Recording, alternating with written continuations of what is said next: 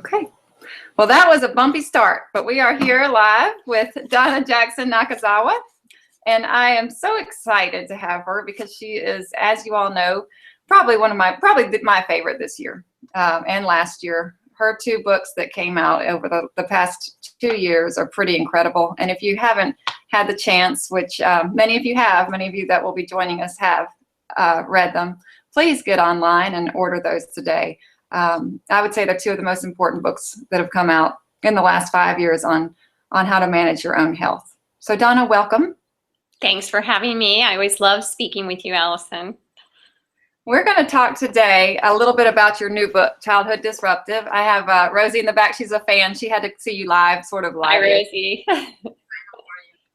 We're going to talk a little bit about your book, Childhood Disrupted. And I really want to look at it from a parent point of view. We have a lot of parents that are watching us today, and a big group of moms is joining us online. And so I want to kind of talk about it from that point of view, but I have some questions, and some of these were written in by other people, but I just want to start with, tell us how you became interested in the connection between biography and biology. Well, you talked about my last two books. Really, for me, my last three books have sort of formed almost a trilogy, if you will. When I wrote the Autoimmune Epidemic, I was really looking at the intersection between neuroscience and immunology and human well-being in a different sort of way. Back in when that book came out in 2008, I was huffing around, going to NIH, interviewing people, rapping on doors, and everyone was saying, well, we can't say there's a connection between toxicity and human health in autoimmune disease because we just don't have the research for that. And we can't say that there's any kind of autoimmune prevalence or epidemic or rising rates.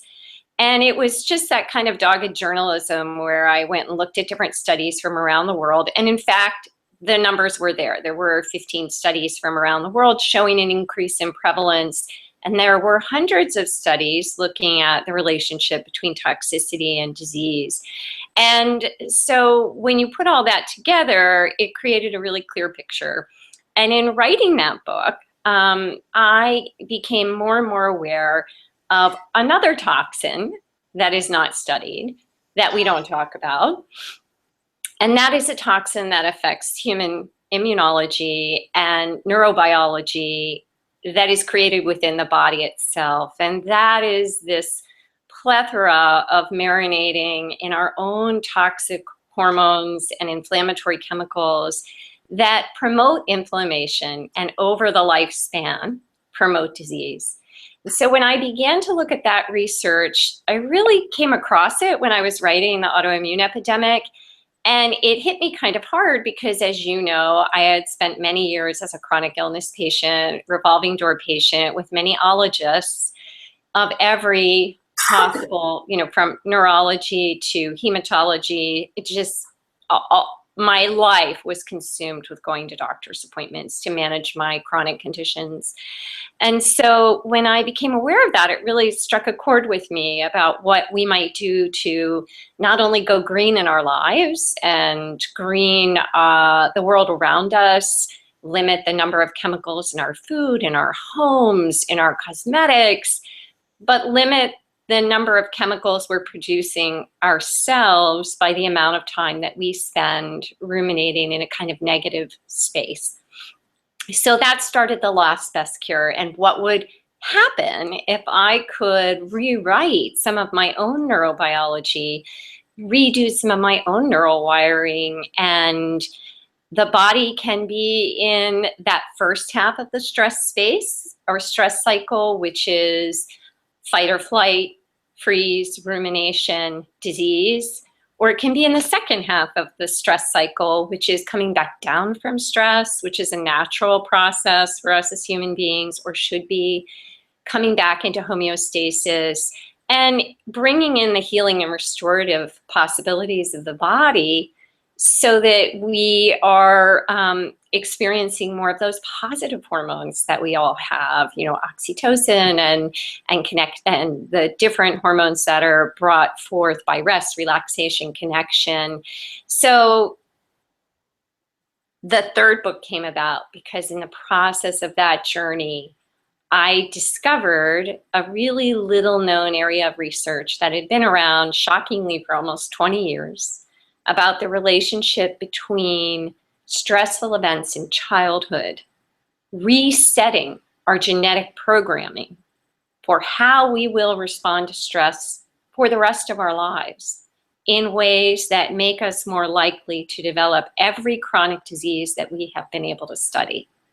And it just seemed to me, as a journalist, I try to uncover and unveil things that will affect a multitude of people suffering from chronic illness. I am particularly moved by women, and especially women raising families and working jobs, who are also usually the planet's biggest givers and aren't getting the insights that they need to heal.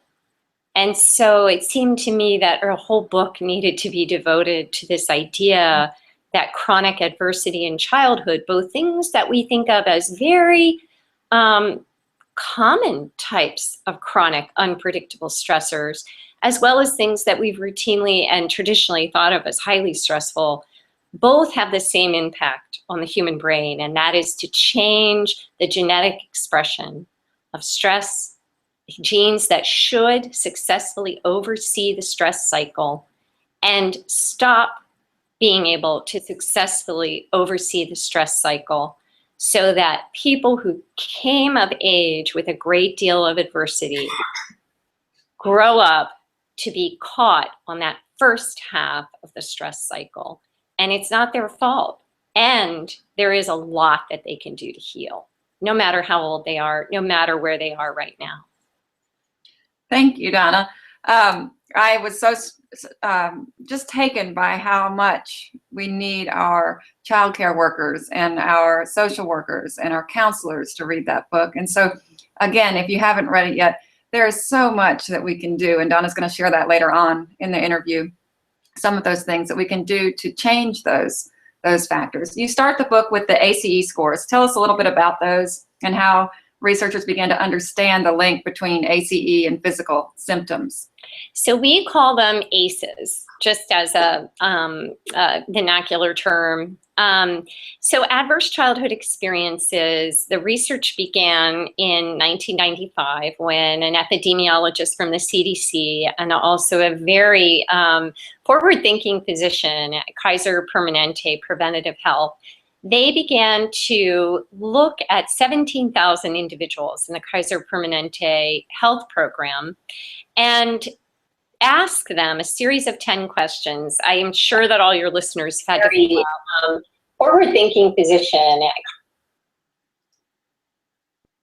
Did you hear that too? Sorry, I don't know what that was. That's all right. It's all good. The chat for people. Oh, there's the chat. Okay, there we go. So they began to compare the health records of 17,000 individuals in the Kaiser Permanente program to the number of yes answers they had gotten on a survey about childhood adversity. So this survey looked at things that we consider to be fairly common types of childhood adversity, like losing a parent to divorce or separation, growing up with a parent with an alcohol or substance abuse problem, growing up with a parent who suffered from depression or any mental health disorder, growing up in a family in which you didn't have enough to eat or didn't feel that you had warm clothes or that no one cared for you emotionally or physically, what we think of as emotional or physical neglect, feeling that no one in your family was there to look out for you. And things we think of as more traditionally overtly abusive, such as sexual and physical abuse, and then some circumstances in the family, such as whether or not someone had been incarcerated. So these things really ran the gamut. And the first thing the researchers discovered was the extraordinary and stunning prevalence of chronic, unpredictable adversity in childhood. These participants came from relatively good backgrounds. The majority of them were white upper middle class. They were in their mid-50s. And 64% of them had experienced at least one category of early adversity. 12.5% had experienced 4 or more. That is extraordinary. 40% had experienced 2 or more. So when they took those numbers and they compared them to the degree of illness that these same individuals experienced throughout the lifespan, the numbers were so great that one of the researchers told me he saw them and he wept. For the effects of human suffering, he wept. So the relationship between having 4 or more categories of adverse childhood experiences. So let's just say, hypothetically, your parents divorced, your mother was depressed, your dad was a drinker, and one category that was highly linked to later issues was experiencing chronic put-downs or humiliation. So let's just say your parents were fighting, one drank, one was depressed, and they both, or one or someone in the family found a lot of opportunities to put a child down or insult them or humiliate them in some way. That child has 4 ACEs, right? We might just think of that as family dysfunction, but in fact, that child is coming of age with 4 different categories of adversity, which are changing the way in which the brain will develop to be able to handle stress. And these are biological, epigenetic changes in the way that the genes of the body will be able to oversee the immune response. So these are not emotional changes, these are biophysical changes. So that child will have twice the chance of developing cancer, depression. For a woman, she will have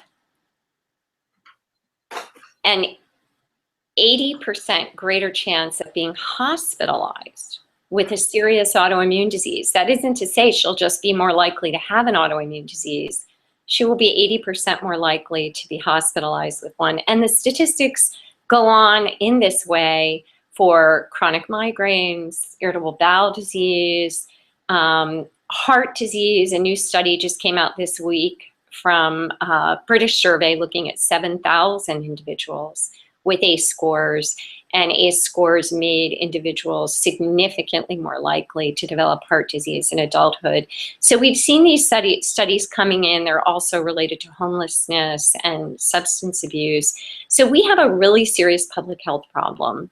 And the ACE survey and the ACE studies, which now have mounted up to 1,500 peer-reviewed studies in our top medical journals, are another way of informing how we look at human health. It doesn't leave out the fact that we also need to look at lifestyle behaviors, that we need to look at chemicals in our environments, that we need to look at our own, thought processes. But it says here, all roads may lead to Rome for some chronic illness patients. And one more caveat. People are ill who had great childhoods. And people who had difficult childhoods are sometimes never ill. This is not an absolute. It is another tool in the toolbox. Right, and that's what I want to talk about next. When I would tell people about this book, they would say, well, I didn't have a terrible childhood. Why do I need to read it? Well, first of all, it gives us tools to deal with, like you say, in the toolbox for all of our population. And second of all, what do you think we should all know, regardless of ACE score? Why should we be concerned with the interplay between environment and genes, especially when it comes to our own children? Well, 2 things I want to say about that. One of the most exciting areas of research going on, and has even the last few weeks, more studies are coming out showing that these different genes, they like your doggy. Oh, at least it's not my husband crawling this time. Oh, no, my dogs might come in any moment. It's all good. So first of all, when we begin to look at stressors that cause epigenetic changes, one thing that has become very clear recently is that these are intergenerational on 2 levels. First of all, skills for parenting, stressors in families are passed on generation to generation, are very obvious example of this would be extreme poverty in the family. Another less obvious example would be a parenting style and coping style of heavy drinking and criticism. So those are two very different life stories, but they are both things that cause parents to have less of a toolbox for responding appropriately and regulating their own behavior with children. So intergenerational trauma is really important to understand on both two levels: behavioral skills that are not great and family stressors that are high, both of which a lack of a good, strong example of how to parent well, coupled with high family stressors, will lead to behaviors on a parent's part that can be frightening for children, even if they are subtly microaggressions. So I'm going to talk about that more in a second. And then the second understanding that we have, that is this new research that's coming down the pike, is that this stress is inherited on a biological level. So this is mind-blowing research. We are looking at research right now in which moms who had stress pre-conception, their eggs are soft-wired so that that DNA we talked about a few minutes ago that begins to express how genes will handle the stress response differently, those changes have already occurred pre-conception. They're soft-wired into the egg. And a few weeks ago, a study came out showing that this is also true in sperm. These genetic changes are happening before a child is even conceived. And these changes are also happening during conception. During pregnancy in utero. So we can see that developing children are extremely vulnerable to arguing in the next room, to all of the different input that they're getting in stimuli, and to the degree of stress that a mother feels. This is not about blame. I just want to be really clear. I have 2 teenagers. My life was very stressful during the year that one of my children was conceived, and my kids grew up with a great deal of stress. One of the things we know as an ACE is chronic medical problems. So for a period of 5 years, I was in and out of the hospital, and it was highly stressful, especially for my youngest child. And she just didn't know when mom was going to be home and when she wasn't. And my kids will talk about, they didn't know whether I was going to live or die. I'd go for a doctor's appointment and I wouldn't come home. And that happened for a very long period of time. So there are often very few things we can do in certain situations, economic hardship, medical hardship. Many things cause stressors in a family that change a parent's ability on both a biological level for the different genetic predisposition to stress regulation that they're passing on, whether they like it or not, and also in terms of our behavioral ability to regulate our own behavior. And I think it's really important right now to say that it's never too late to change that. So these changes are not permanent. They come about both due to genetics and behavior and the gene-environment interaction, both what's being passed on because of stress that has happened in the family over generations, and both what's being passed on because of behaviors that are occurring due to the stressors. So we also understand that we can intervene in this process and rewrite this neurobiology. And there are some really great ways to do that as individuals and also as parents. So I know everybody was just like, oh my God, I yell at my children, or I was in the hospital. Not so fast. Yes, these things add up in a child's neurobiology. I live with that every day with my children, knowing that, as the saying used to be, we fear we scarred them for life, right? That's the saying we all recognize. And I don't think that there's any worse feeling as a parent. So let's just all take a breath and let that go, because we have done the best that we could do at any given moment in time. So Thank you. We all need that reminder that take a breath. But I love what you do in your work. And part of what I love about it is that there are solutions. You don't just point out the big, problems that we have. You always leave us with solutions. And in your book, you list some great practices to mitigate the effects of our experiences on our health. Can you tell us maybe your top 2 for parents? Maybe top 3? Well, so the most important thing a parent can do is to regulate their own behavior, manage their own stuff, get to your own baggage, deal with it, unpack it, decode it, and understand how it's affecting how you behave as a human being in the world and how reactive you may or may not be. So it's important to understand that when kids grow up with a lot of chronic unpredictable stress, they either go into fight or flight, right? So let's say that a parent is suffering from a mental health disorder and a child never knows whether they're going to have the happy mom or the critical, distant, unhappy mom.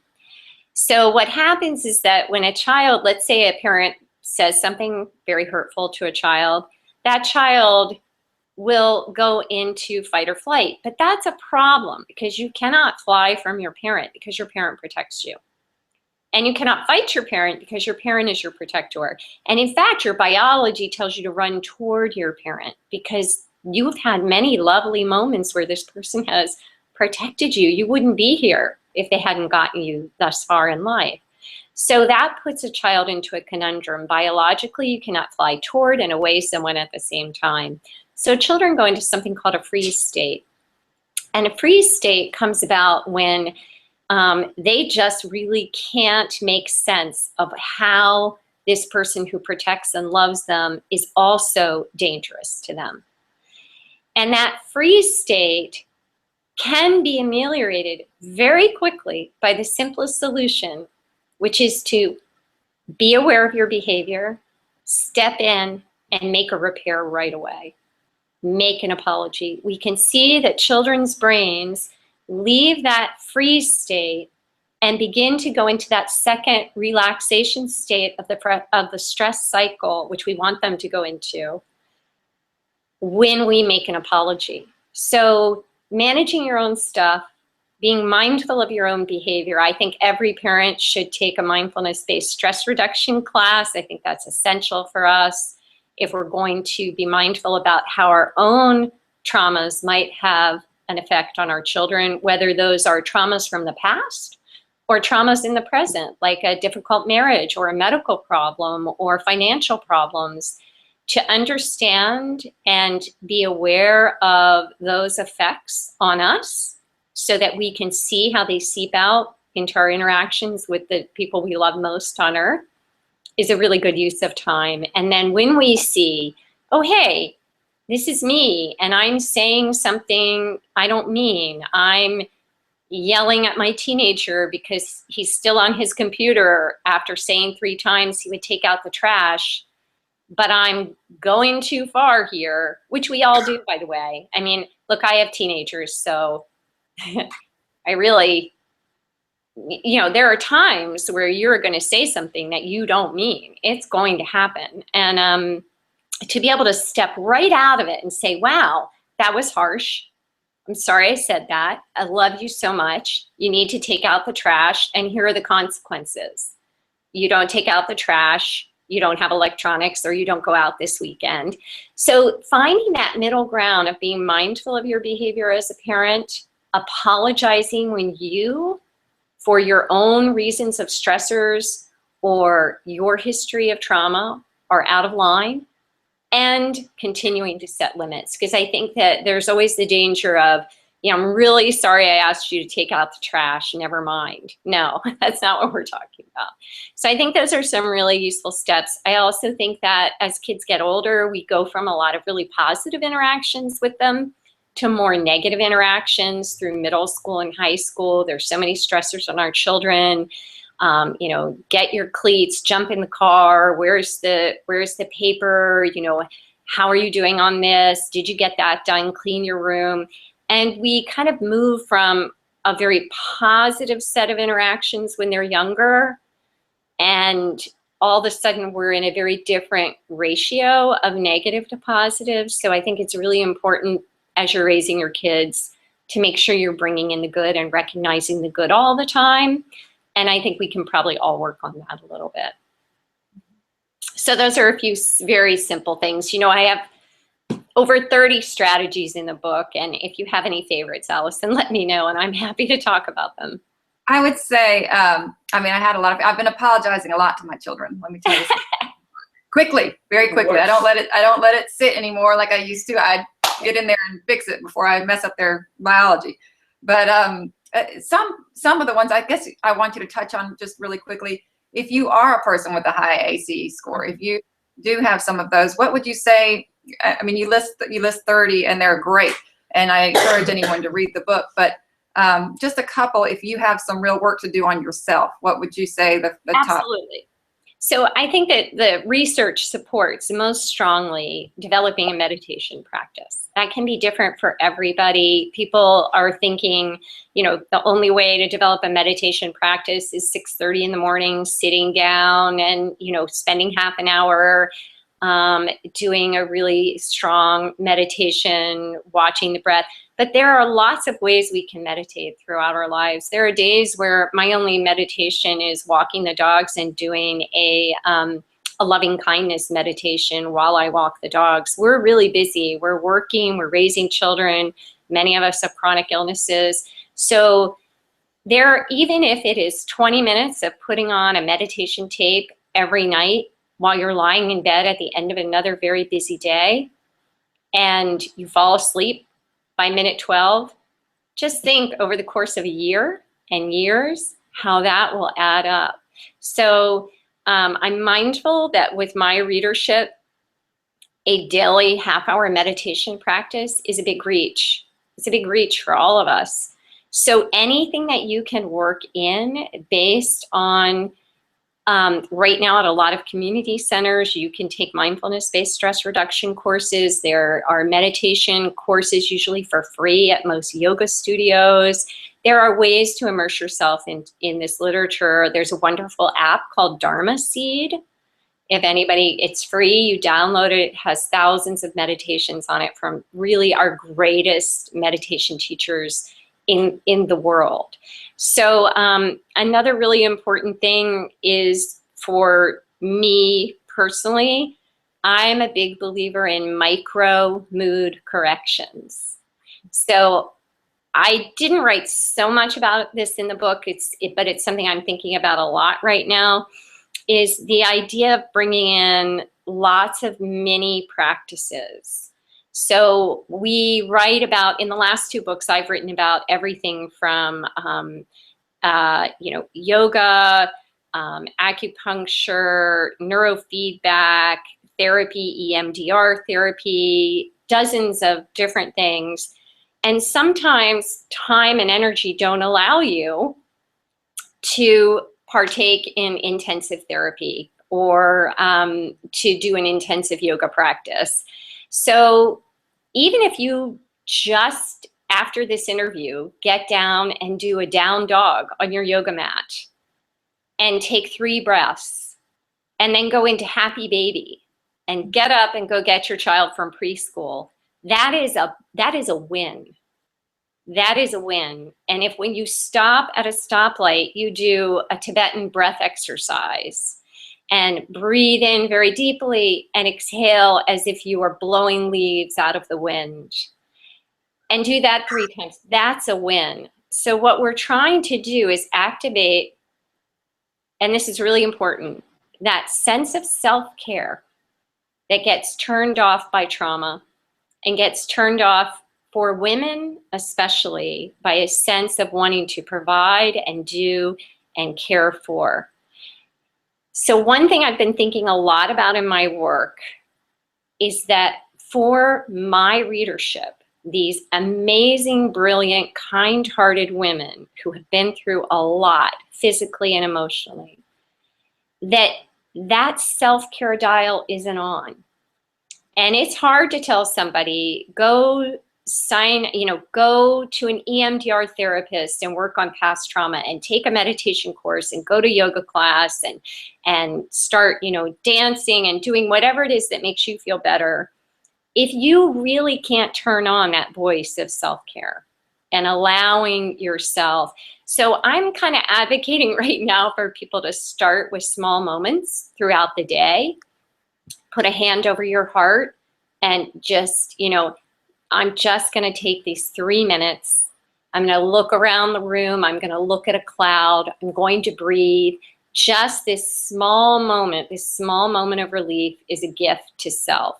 When you can do that, then start to look for therapists, EMDR therapists, neurofeedback therapists that can help you get to that deeper layer of trauma and how it's affecting you in your daily life. But I'm really starting to see that we're having a huge problem in our patient population with activating self-care. So that's kind of where I am on that.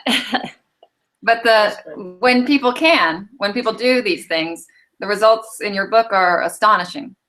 That's right. And so what we see is that, and the reason I'm pushing meditation quite a bit is most of the research has been done on meditation, and it shows that when people pick up a meditation practice, even if it's 8 minutes a day, that these same genes that we talked about, which are undergoing genetic changes or changes in the genetic expression, those changes are reversed through 8 minutes a day of meditation. I think that's extraordinary. I think that's simple. I think that's doable. And it makes such a profound difference to know that the changes that are happening on a biophysical level are not written cement. And I guess I would also say that the people who have gone through this journey to rebuild resilience and reclaim who they might have been had they not experienced this trauma, that these individuals have, I think, a deeper awareness of love, connectivity, joy. I don't think that people who go through the process of trying to heal from a very stressful life experience just heal. I think they actually activate our greatest human potential to be the most aware and caring and interconnected human beings on the planet. I would almost say they're fulfilling almost a biological imperative for self-growth. And it can be done, and people are doing it, and we can do it. We just have to start in the moment that we're in. And I guess I'm going to advocate for everybody after the podcast to just take 3 minutes to do something that feels good. Deep 3-part breathing. Sometimes I look at all 4 corners of the room while I take a deep breath, and I rock back and forth. Oh my God. I'm instantly relieved. So I'm just going to advocate everybody take 3 minutes. If you haven't read the book, you can get it at a library.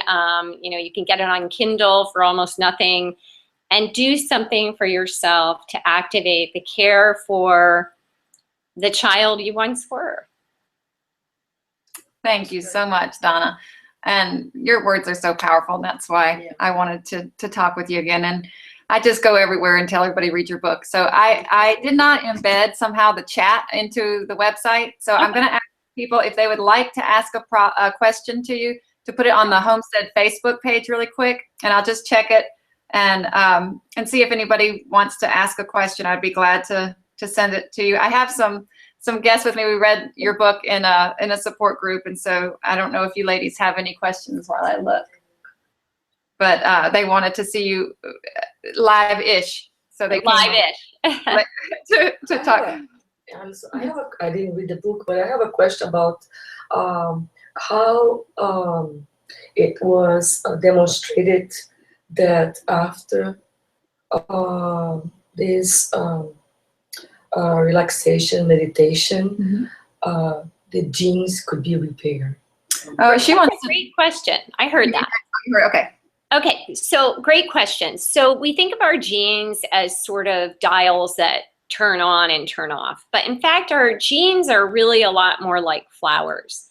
And they flower, I'm going to try to get my hands in here. There we go.